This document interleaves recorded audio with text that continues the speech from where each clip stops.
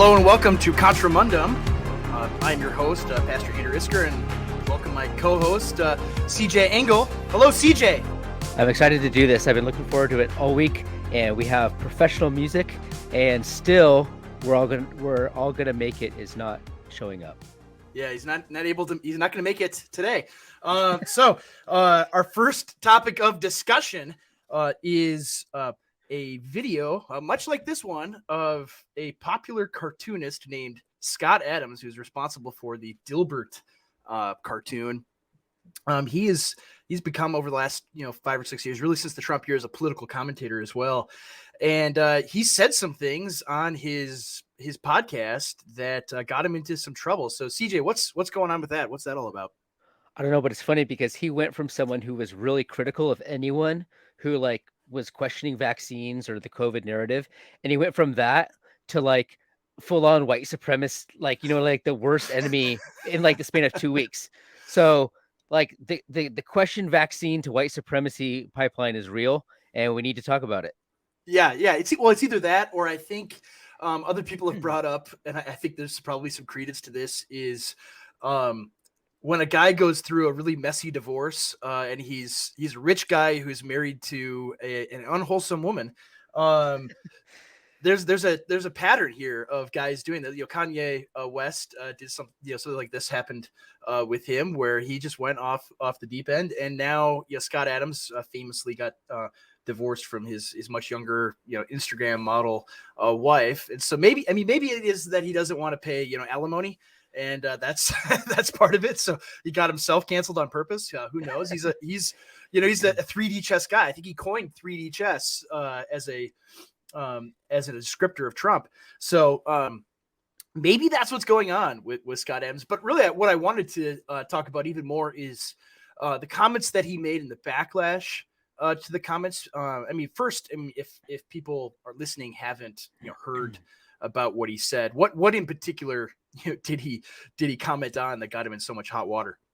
Well, yeah, that's the thing. I think I'm more interested in the backlash itself, and just the topic itself than the specifics of what he said. But basically, I don't even know who did the poll, but there was this poll where it asked black people, if it was permissible.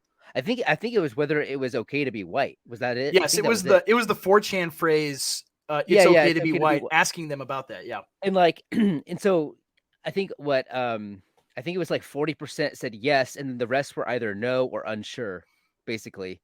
And he was like, "Look, if you have half the population who can't affirm that it's okay to be white, maybe it's safer if we don't hang around these people." That's all he basically said. It wasn't this anti-black thing, but it's just statistically, just in terms of protecting yourself, if you have a 50-50 chance of running into someone, is this something that should be considered? Those little things are interesting. I don't know. I don't spend a lot of time with them. I think geographically, just as a matter of prudence, it's geographics is going to determine more than the specifics of the race.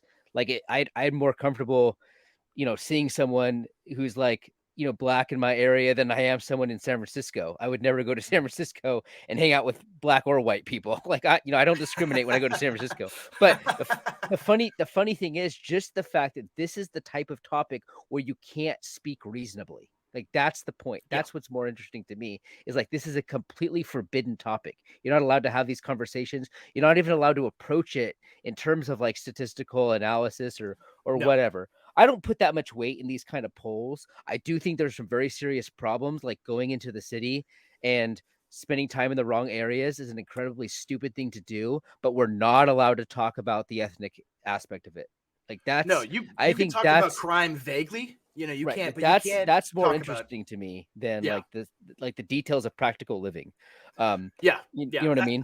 Exactly. I think the backlash, I responded to someone on Twitter who just was excoriating a conservative Christian writer guy from Canada was excoriating Scott Adams for what he said. Oh, this is racist, it's horrible, and how can anybody even ever even come close to approving the comments that he made. It's so bad. And I look at it like, okay, look, the like lowest hanging fruit that you can do is to criticize racism. Like everybody and their brother does that, can do that. It doesn't, it always comes across, especially if you're on the right, as virtue signaling, just to show, look what a good person I am. Look how I'm good and virtuous and wonderful because I don't have these bad thoughts. And I want you all to know that I don't have these bad thoughts. Like that's how it always comes across. And so the backlash to it, it was far more interesting to me than anything he actually said, because like you said, you're not allowed to discuss these things. You're not allowed to discuss, crime statistics around race. I mean, it's an incredibly sensitive topic, and it's sensitive because, quite frankly, we've made an idol out of race. We've made an idol out of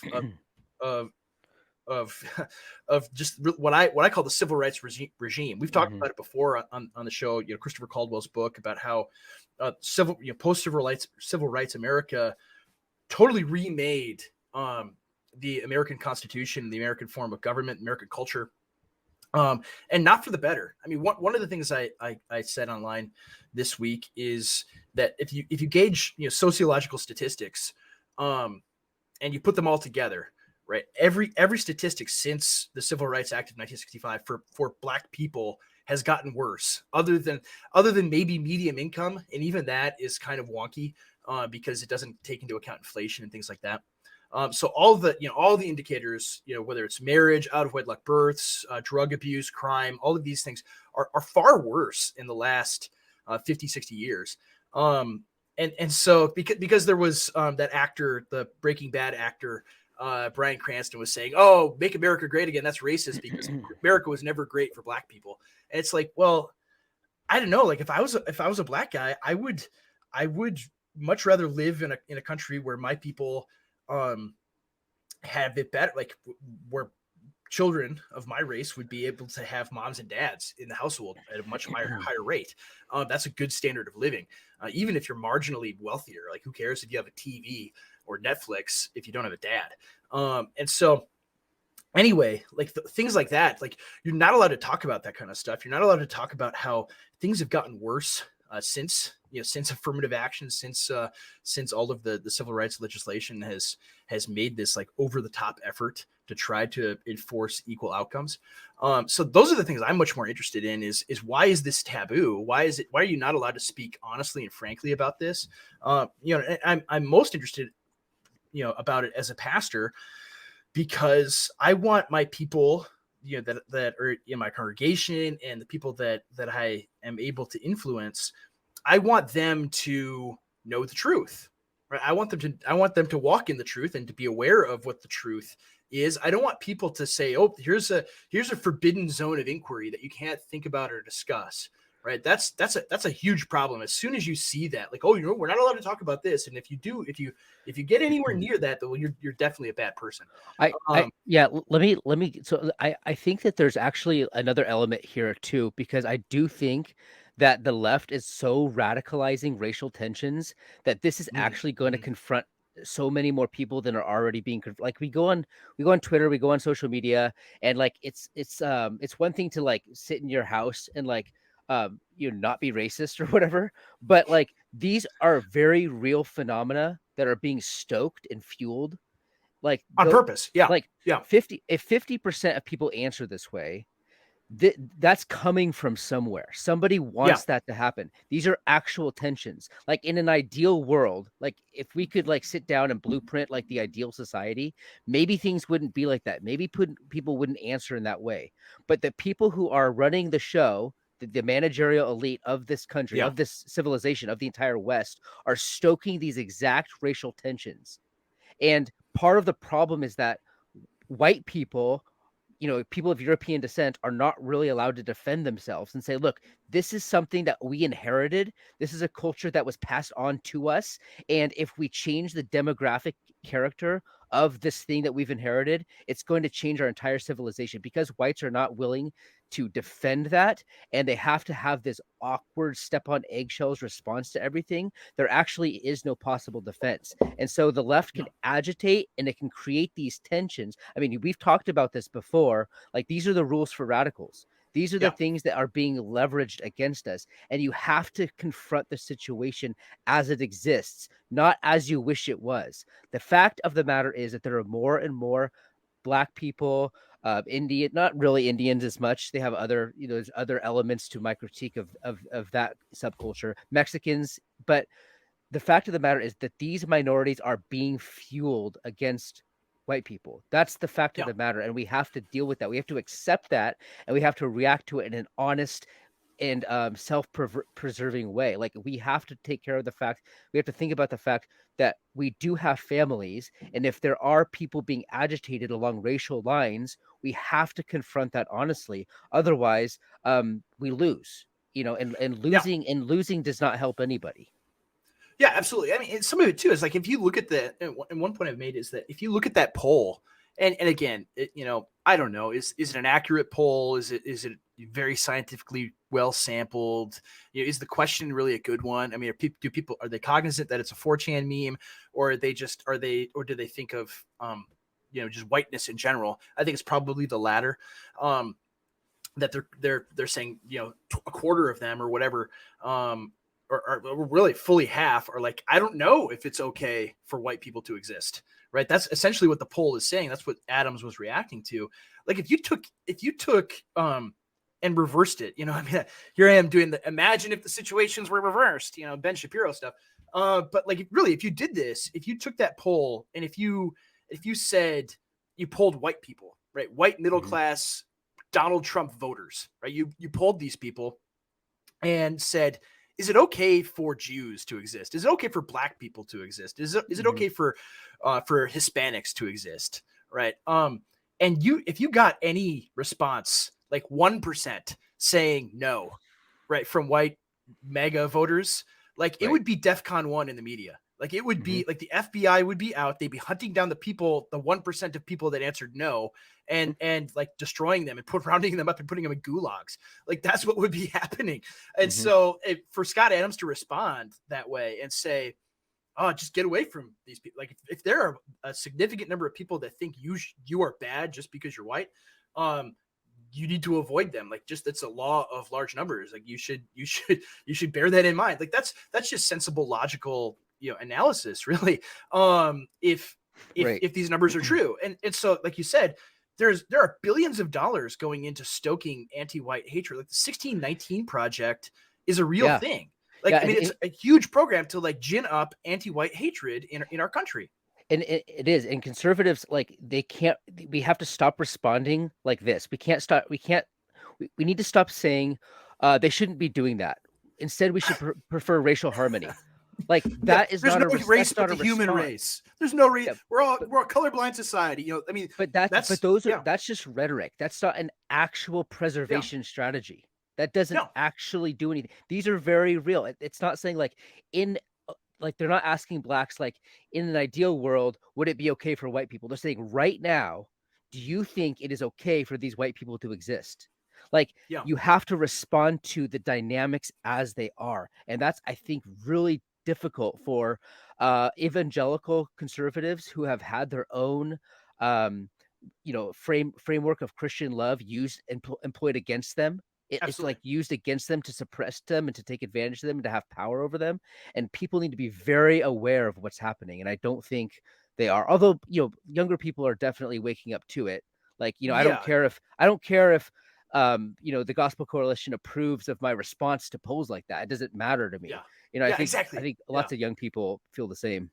I think a growing number do, where it's not, it's not born out of racial animus or anything like that. It's literally born out of, if there are a lot of people that from another race that think that I am responsible for their poor, economic or social conditions, that it's like my fault because of my existence on this planet, and my children and people that look like me, then that's a problem. Like, even if you strip away race, or if you strip away, all of the preconceived things that we have. If you just said, like, I made this analogy elsewhere, like if there were, if 13% of our population were model train enthusiasts, right, and they all wore little conductor hats where they were very easily identifiable, and a quarter of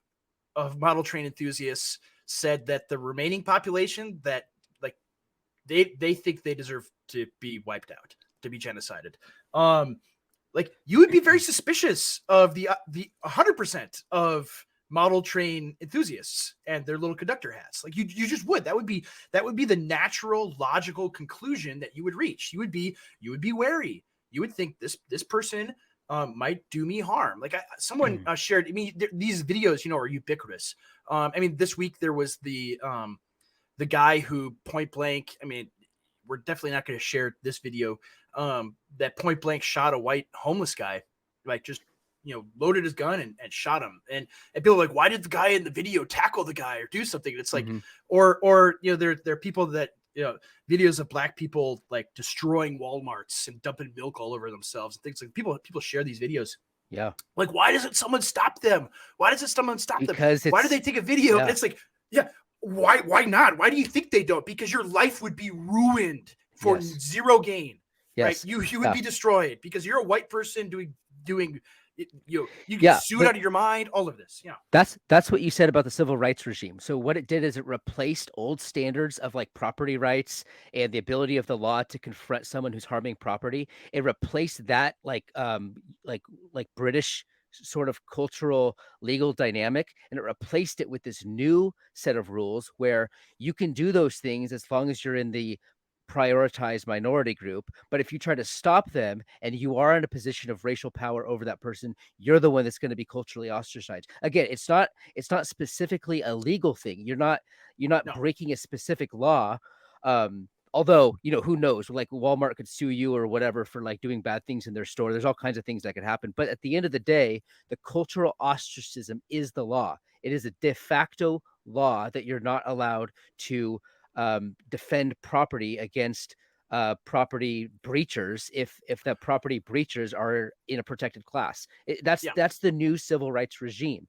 And so, yes, you have to protect yourself, and you can't operate on an outdated model of the way legislative society works. Well, you just think about it. Like, I mean, for one thing, like for example, there is a majority, at least of people on the left, who believe that Kyle Rittenhouse shot black people. Right? They think that which, I mean, and within their moral calculus along these same lines, whether he was justified or not in shooting, if a white guy shot black people, he's a bad guy. Like that's what they think. That's what they think. They think if police shoot black criminals, that axiomatically the police did something wrong. And it's part and parcel to the entire system. And that's the reality. And so you have to deal with reality. You can't deal with like this like liberal ideal. You have to deal with things as they are. Yeah. So like you mentioned earlier, the Christian response, like, so I want to bring this up because I've talked about this before. In Vodi Baucham's book, Fault Lines, he says that he tries to provide an alternative to dealing with these racial tensions, the alternative to critical race theory. And he says that the solution to this is the gospel. And I want to disagree with that, and I think this is relevant to our conversation. Whoa! You're disagreeing. I do. Kidding. I think it's a political. I think there are political and sociological solutions, but the gospel itself is not the solution for dealing with these society-wide racial crimes. And the reason for that is people will cite things like, in Christ you're no longer Jew and Gentile, but the qualifier in that sentence is in Christ. Yes. Society at large is not in Christ, right? So within the church context, within your congregation or within the visible church, you can look beyond these natural categories. But in the world at large, you have to. These things are real, and these things have to be dealt with. The gospel can't be a solution for all of society because the Bible says that the gospel is actually a stumbling block for people who don't believe, and it actually divides society up. The gospel is something that's not political. It's not a solution at all, because the gospel is something that divides people. It unites the Yeah. church, but it divides you from the world. And so we need political and sociological solutions, not the gospel. The gospel is specific to the people of God. And so, like, this is something that I really disagree with on Vodi Bakum, and a lot of people have this, what I call like a gospel expansionism, where it applies to everything, but I don't think it does. I think it's specific to a certain context, and I think that politics therefore does have a role. Like, politics does have a real function in the preservation of a general society. Yeah, I think I would maybe push back a Of course, tiny yeah. bit on this, but I don't disagree with you largely in what you're saying, because I mean it's sort of this Jesus juke that, if you're familiar with that term, that people run, where it's like, well, the gospel just fixes it. It's like, it's the meme of, step 1 do this, step 2 do this, step 3 gospel, profit. Like that's like that, like that's it's people treat it that way, where it's like it's this magic wand that you wave, where like, well, we just solve it with the gospel. When that, yeah, I agree with you to that extent. I think that and some of this gets into our disparate eschatological views.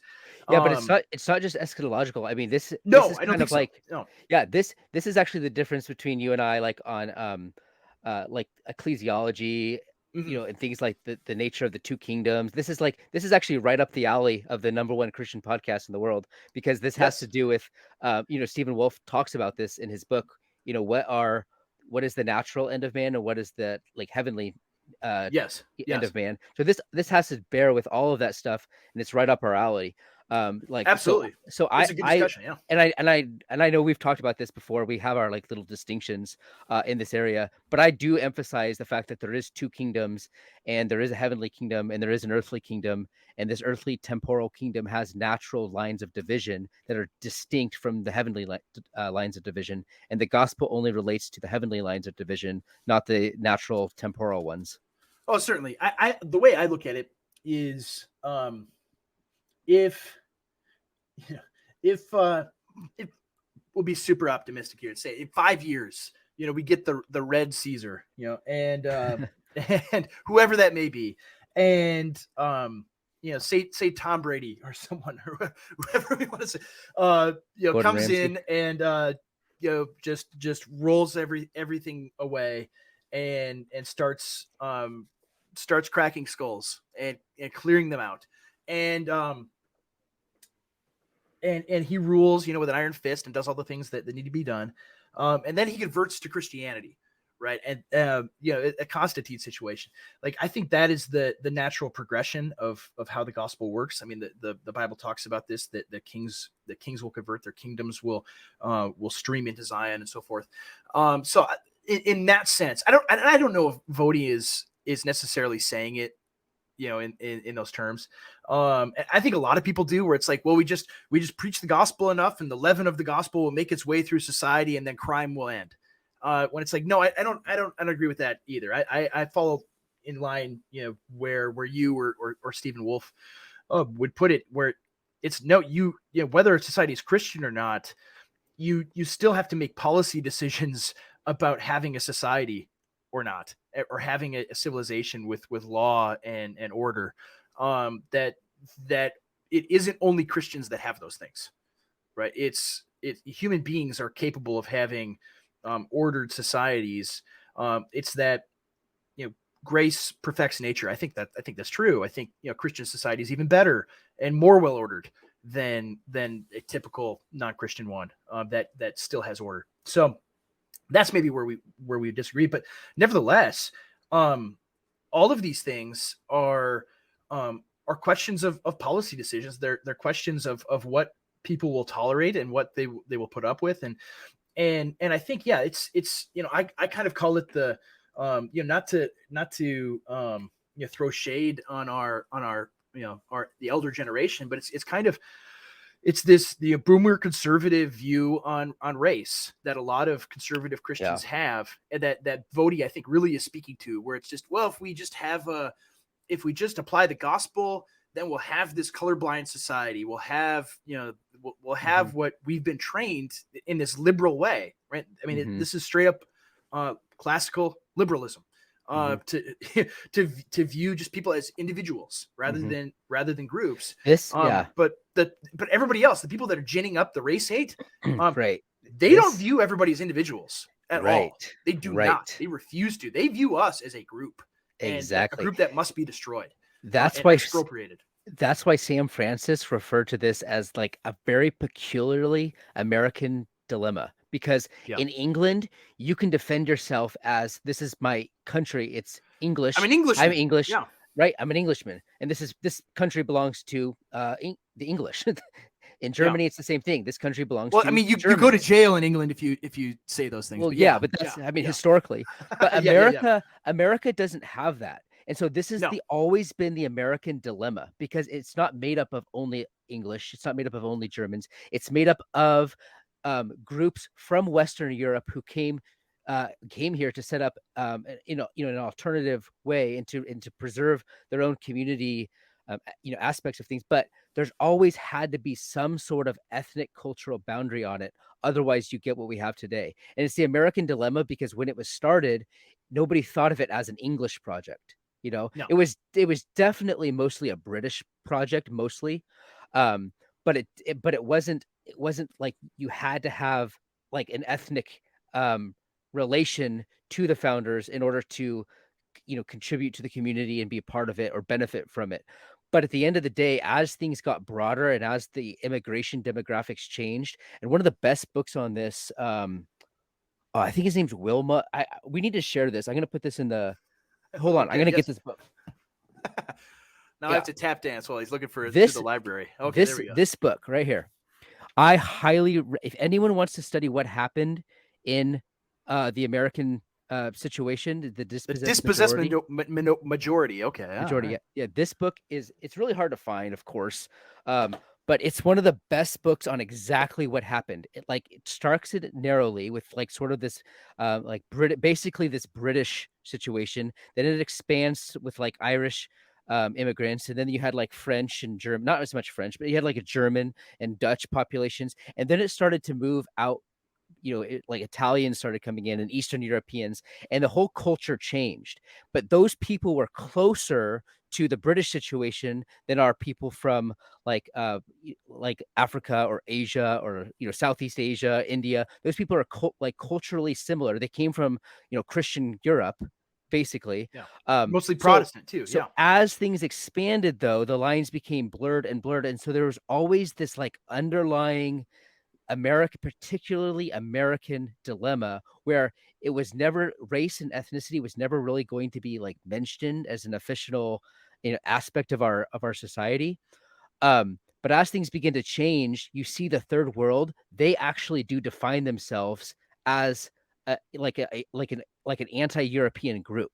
And so you have this weird situation where you have these core of Americans that don't think in this way, but you have this opposition party that does think in this way. And so the only way for the internal people, the original legacy heritage Americans, to defend themselves is they have to actually confront what is racially happening. And that's extremely uncomfortable for people, but I don't see any other alternative. You can't pursue this liberal situation, because the liberal situation is precisely the grounds that were taken over by the third world. If you go back to a colorblind society, it's going to actually fuel the power of the third world. And it's really difficult for people to grasp and to come to terms with, but there's no other way than to see yourself as part of this group and defend it. Yeah, that's a huge part of it. And that's why sometimes we've talked about like the American founding as this, vague, Anglo Protestant project. I mean, this is more or less what Wolf talks about in his book, that it's this, generally Anglo-Saxon Protestant project. That's the only way only way to put it. Like it's hard because it's difficult. I mean, it's somewhat nebulous what a nation is, and people talk about nationalism in terms of ethne and That's why it's a and dilemma. ethnic situation. Yeah, Right. it's a huge problem because in terms of identity, people don't know what is an American. I mean, it's like it's like that Matt Walsh movie, What is a Woman? That's a pretty easy question. I mean, it's funny because he can go around and make fun of the libs and that kind of thing, but he would never ask a question of what is an American. Of course, the like Daily Wire answer would be it's anybody who believes in the American creed. It's whatever our beliefs are. It's proposition nationhood, and it's like, well, no, because it's not just answering the right answers on a test that make you part of a people. Nobody believes that. It's a shared experience. Yeah, and it's an identity to like identifying with the culture and heritage. I mean, we talked previously about Vivek Ramaswamy, and it's like, okay, look, if you really are an American, what people did 100 years ago when they wanted to identify as Americans and become part of the American people is like you anglicized your name, like you adopted an American sounding name. That's what you do when you go to a foreign country and you assimilate into those people. Well, we don't have anything to assimilate into anymore. Like that's a question that is extremely vague. What is an American? Yeah. Right? We don't really know. Is it just somebody who occupies a space in the shopping mall, writ large, that we call a nation? Or is it like an actual people with a history, with a culture, with a heritage? Right. And it's like totally taboo to answer these questions. Like you're never going to get anyone discussing that in the Gospel Coalition. You're never or like mainstream evangelicalism. Right. Like because no one's they're going to liberals. talk about this stuff. Yeah, because they're liberals. Yeah, and they know like and like their moral, like their entire moral paradigm is not like based around the Bible, because the Bible talks about ethnic groups and ethnic identity and things like this among different nations and peoples. But they like retcon this liberal idea, this globalist, deracinated liberal idea that all of humanity is just individuals, and that's how we have to look at people as just as individuals. And there are no nations, there are no groups, really. That ultimately there's no families. I mean, they take Galatians 3:28, and they contort it, and like that's the thing that they jam everything through, and they twist it into making life something other than what it is. That's to say that there's no Jew or Greek or male or female, and ultimately what it does, it's interesting. I mean, it's not just, I don't bring up the Matt Walsh "what is a woman" thing flippantly. It's like those two things are connected in Galatians, in how they manipulate Galatians 3:28, because it's, well, if that means that there are no like individuals, there are no groups, there's no nations, there's no ethnic identity among peoples, then there's no distinction between men and women either, right? I mean, that's where you get egalitarianism in evangelicalism, but it's also where you get it's also where you get transgenderism. In support of it is, well, maybe there's no male or female, so maybe I'm a male, I could become a female. I feel like a woman now. Like that's, I mean, these two things are connected. Like it's not, I mean, it's like, I mean, I remember there was some show, I can't remember, everybody made fun of it, like a year ago, where somebody's like, it's the fault of Baptists for why we have transgenderism. Like somebody made that point. It's like, well, it's not Baptist. It is liberalism though. Like it is this like individualistic idea of what humanity is, and human beings are individuals, but they're also parts of groups. That's how God made us. Right? That is how God made us. He made us one, and He made us many. And that's part of the grace perfects nature thing. Because if grace is like is like a revolution against nature, then we need to start opposing our not neglecting or pushing aside or suppressing our ethnic background and our heritage and our families. Not even ethnic, like your own flesh and blood. It's like, well, I don't care about you, child. You're like, that's ethnocentric. If I prefer you, son, to a child somewhere in Africa or Asia or South America, I need to care about them more than you. So I'm going to give your Christmas presents to a kid in Africa. Like that's almost like the attitude that they want people to have. Of course. Yes. Because that's liberalism. Yeah, and the thing about liberalism is you can't actually build a society onto it. So what happens if you have most of legacy Americans pursuing these liberal framework is you don't actually get the liberal framework. What you get is this civilization or this culture built by people who are willing to oppose the liberal framework. So while you're supporting it and trying to build up this colorblind society where there is no temporal priorities, what happens is the people that want to smash all of those things and they want to smash the colorblind society, and they actually do believe in this. Well, I just had a discussion with Amy Wax and Paul Gottfried on the Chronicles Magazine podcast, which you should also check out. It's not as based as the Contra Mundum podcast, but it was still a good. Those names sound pretty good. Yeah. Huge conversation, and she basically called it this Pan-African ideology, and they want to supplant the European backed or based or rooted nation of America. They want to replace it with the third world. And so when you have all of these legacy Americans pursuing a liberal framework, what you're going to get is the people who are willing to push that out of the way and build their third world utopia. And so you're not going to actually preserve anything at all.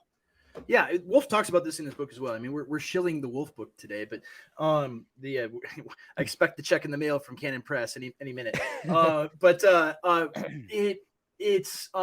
He makes this point about Western peoples have this universalist idea that we assume that everybody is just like us, that all over the world, that they'll be good liberals just like we are, and they'll cry whenever the Declaration of Independence is read and say that all men are created equal and yada yada yada.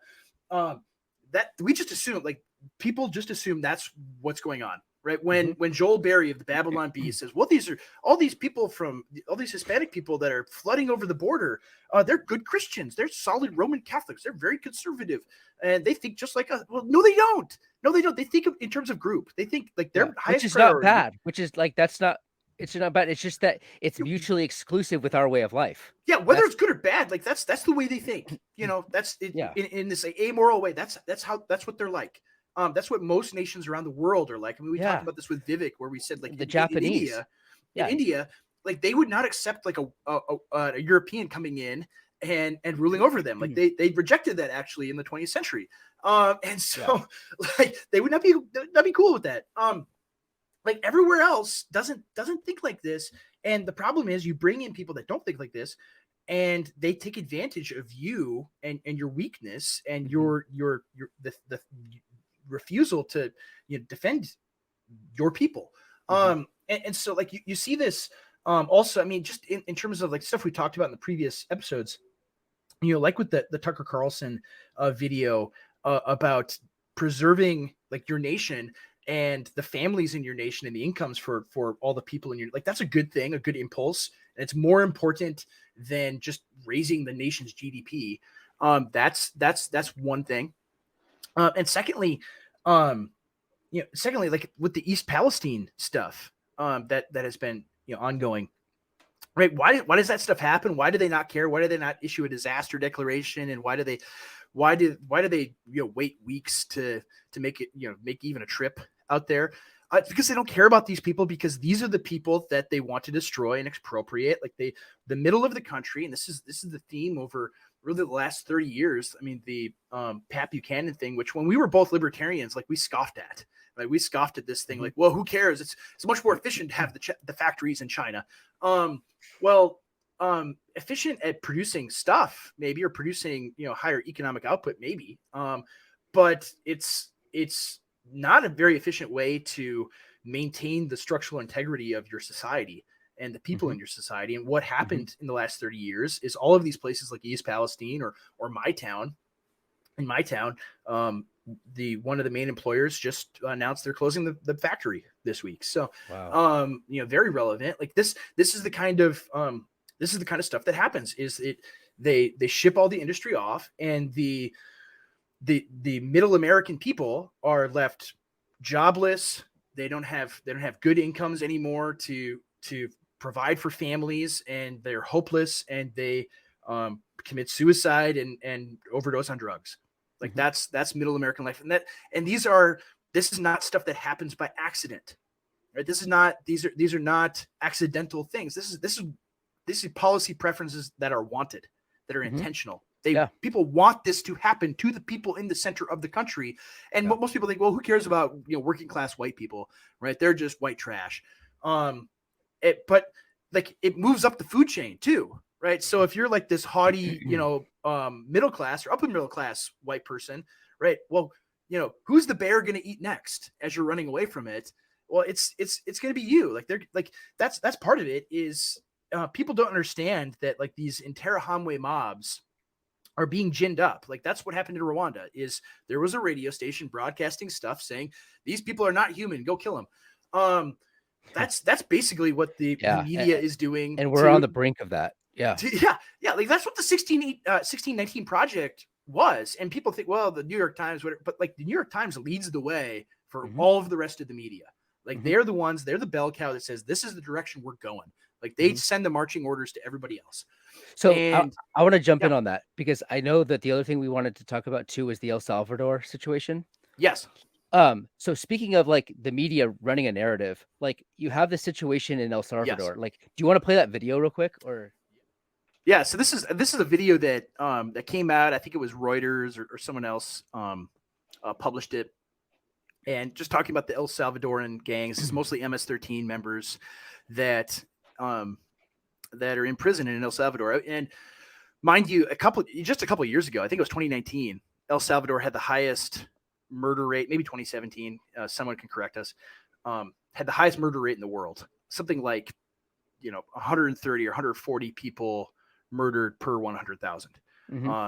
And like Chicago is 30 or 40 people to give reference. And so they elected a president. He's the guy that became famous because he paid off his country's debt and put all their money reserves into cryptocurrency. The other thing that he's been doing is that's when we talk about this, that's one thing to keep in mind.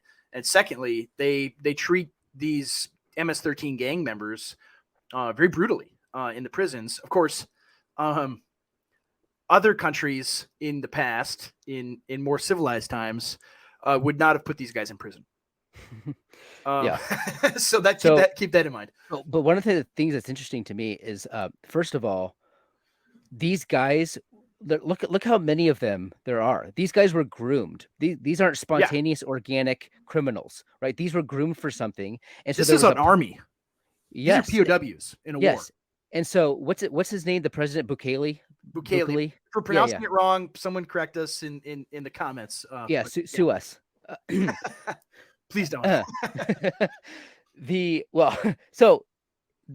have a situation where Bukele basically. He acted in a way that is completely at odds with how the New York Times would want you to act in this situation as a political leader, because these types of armies are built for left-wing purposes. Like that's kind of the point is when you do what it takes as a political option, you have to act in ways that the New York Times does not approve of. And so one of the things that I was curious about is why did this video all of a sudden just surface? Right? Like what's the motivation for this video going out? And then all of the someone edited all of this and pushed it. Yeah. Right. And all the editors had the same narrative, the same response that this was a violation of human rights, right? The typical, American propaganda, how it's a violation of human rights and human rights. Their dignity. Look at the Imago Dei. Oh no. Was that Ben Shapiro or was that who? I don't know. That's just my nerd voice. That's your New York Times voice. Yeah. Actually, it should be NPR, but the Imago Dei is being violated. You should get a job for Gospel all things considered. Yeah.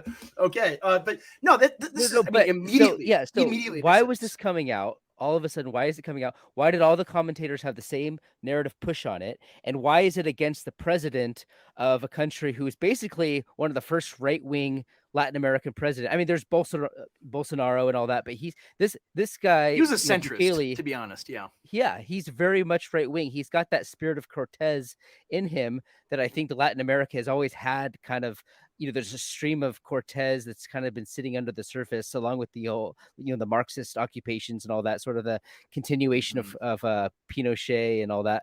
But it's just interesting to me. Marxism, there's this interesting political dynamic at play here, where there's the American interests, which are basically to create tensions and chaos and like sort of a moral and legal anarchy. That's always been like the American way of taking over countries. And then you have a political defender who's willing to use power to do what it takes to oppose that. And you can kind of just see these themes come into play, and you begin to wonder, A, what types of armies are being built in America, and B, well, is there any right-wing leader in America that's going to do what it takes and ignore the shouting of the New York Times in order to do what is necessary to defend the country? Because Yeah. these things are coming. This is not like, yes, it's been foreign to the American experience in the 20th century, but it can't go on like that forever. So, eventually, something's got to crack, and these are the types of things we are going to see. Well, I mean, also, I mean, just think about Mexico, for instance, right now. Entire swaths of the country of Mexico are not under the control of the government of Mexico. So, like, when you bring up like what kind of armies are going to be operating or soon operating in America, well, that's one is cartels. Two, we've already seen this actually, like armies of criminals doing bad stuff. We saw it in 2020. I mean, this is literally what the BLM riots were, is organized cells of Marxist agitators and looters and rioters were unleashed. I mean, they were intentionally set out to do destruction. And so again, what happens when they actually operate like an army? When you bring in groups to do this. I mean, that's part of, I mean, we've brought up DeSantis before, but part of summoning the will to do what must be done is like CNN, the New York Times, MSNBC, they're going to call you a fascist if you oppose these people. I'm sure, like, there was the speech of Bukele the other day, and I'm sure they're going to say this guy's just like Hitler. They're going to do things like this and say this stuff because that's the only like play that they run, and of course it works. That's why they run it. It does work. That's why the video was released, because they're setting themselves up for a narrative play. Yeah, they're going to want to like regime change El Salvador. I mean, that's what happened in Brazil. Basically, they had a 2020 election in Brazil, and they got rid of Bolsonaro, and they'll try to get rid of this guy too. But the problem is, like, there's only so much you could do of that. Like, you can only cheat so much, and especially if the guy is super popular, the only way you get rid of him is with military force. And he's also willing to use power, which is something that like the Kerry Lakes and the Donald Trumps, like, as well as intentioned as they are, like these Latin America dictators, they're more willing to use power to confront what they accurately interpret as an international threat to their sovereignty and to the order of their society. Yeah, and so I mean the opportunity exists in America and in other places for someone to be willing to exercise power on behalf of their people. That's what this man is doing. Is, I mean, you see all the people shrieking about this stuff, but it's like these are people that chainsaw human beings alive and cut off heads and eat human beings and rape women and children. Like, these are this absolute scum of the earth that, like I said, I wasn't saying it tongue in cheek. A more civilized society would not pay a lot of money to keep them in very high security prison like this. They would not do that in 50 years ago, 100 years ago. That's not what would be done. And so this is the compromise. Like, this is the middle way. This is the third way. This is the Tim Keller third way. Is put these guys in prison. And so that's what's going on here. But what it does is it provides a model for Americans, for post-liberal leaders in the future, because there's going to be a demand for it. Like, especially among the younger generation, we see how bad things are that we are not going to ask for someone to just follow the laws and follow the Constitution and do things the way they've always been done. No, we want someone to come in, right? We want a Constantine, right, to come in and fix everything. That's what people are going to want. Yeah. And so like this guy here, I mean, he invokes this stuff. We could play, his video as well, but he invokes Christianity, invokes God and the church and their tradition in his speech before his troops, saying that this is a Christian nation. Would be completely unacceptable to like the Gospel Coalition, like regime evangelical crowd. They would completely go hysterical if someone in America did that. Yeah, the mainstream evangelicals, right? Ostensibly conservative evangelicals, their response to this is, we preferred when MS-13 was murdering and raping as many people as they wanted to. We prefer that situation than this, right? That's what they say. That's what ultimately what they believe. We would rather have MS-13 running rampant in El Salvador, because that's what the New York Times wants. That's what the cosmopolitan people in Manhattan, right, at cocktail parties, that's what they want, is life to be that way. That's their guiding star for morality is not what's good for human beings. What's good for actual human flourishing is putting these people in prison or worse. That's what actually is good for human flourishing, because these are decisions, right? Just like the guy shooting the homeless man point blank. Right. One, that we allow homeless people to run rampant in cities. Two, that we allow criminals to run rampant in cities. All of these are policy decisions that we have actively, not passively, actively chosen for ourselves. Yeah. And they could change. It could change. Other human civilizations for millennia have had answers to these problems. And we're seeing one of the answers right here in El Salvador. Yeah. And I think what's at play here is it's not just like you mentioned, just like the crimes that these people are committing, but not only is this like a threat to just like the peace and well-being of society, but this is also a political army. This is something that threatens the character and stability of the order itself. And so the political leader has to make a political decision based on a political calculation. Like, these are very political situations. I think more than anything, that's what the New York Times doesn't like, because if like the New York Times editor was like, if his house was broken into, the police would be there within 30 seconds and they would deal with the situation. But what they love is the political chaos, because the political chaos allows them to capture more power. But this is what these and this is kind of actually the function that dictators have had in the 20th century. There's a lot of dictators that were actually responding based on political calculation to specifically political or specifically Marxist threats to the well-being of their order. And I think that's the kind of thing that's going to have to happen. This is why they call I just forgot his name, Orban in Hungary. This is why they call him an evil dictator. This is why they call Lukashenko an evil dictator, because they're responding politically to political threats. And that's what they hate about this. And I think that's why this video has been released by the American regime media, because they're gearing up for a narrative play. So anyways, I know we're basically out of time, but that's kind of our two cents on that. We're running out of time on this. There'll be other topics like this in the future. We'll continue these discussions, especially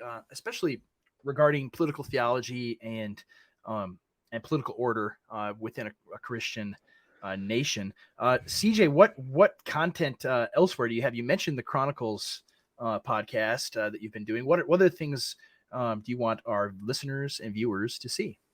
Yeah, that's probably the big one. We haven't done like a big announcement yet, but we've got 3 episodes up, and we're probably going to begin to like really push it next week probably. But yeah, you can always find me at my full name. You can see here on the video, CJAY Ingle, cjingle.substack.com is where I write. And then at Contra Mordor is my Twitter handle. And I think that's also my Gab handle as well.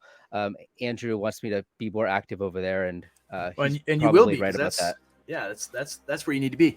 That's where you need to be. That's right. Nobody's getting kicked off there for defending their nation. No, they will not. You will on Twitter and everywhere else. So even with Elon in charge. For me, what people need to read, I have some new articles at news.gab.com. One I mentioned last week about modern martyrdom that if you haven't read yet, you'll want to check out. We'll have in the show notes. I'm going to have an exclusive movie review of the film The Jesus Revolution. I saw that last night. I recommend everybody go see it. It gets a full go see it for me.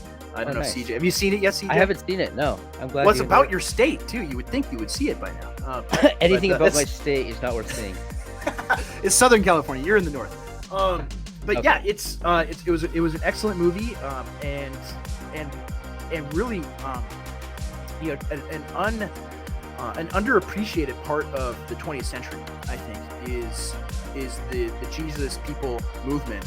At the end of the 60s, all these hippies who got saved, it really is what was the springboard for a lot of modern evangelicalism and foundational. It's kind of it was the next iteration of the revivalism and the revivalist history, both the good and the bad. I mean, a lot of bad, but excellent film, really well done, and you'll see the full review hopefully by the time this podcast comes out. So that's all we have. Unfortunately, yes, the poster, we're going to make it. No time for him. Otherwise, hopefully you all have a wonderful week, and we will see you next time. Bye-bye.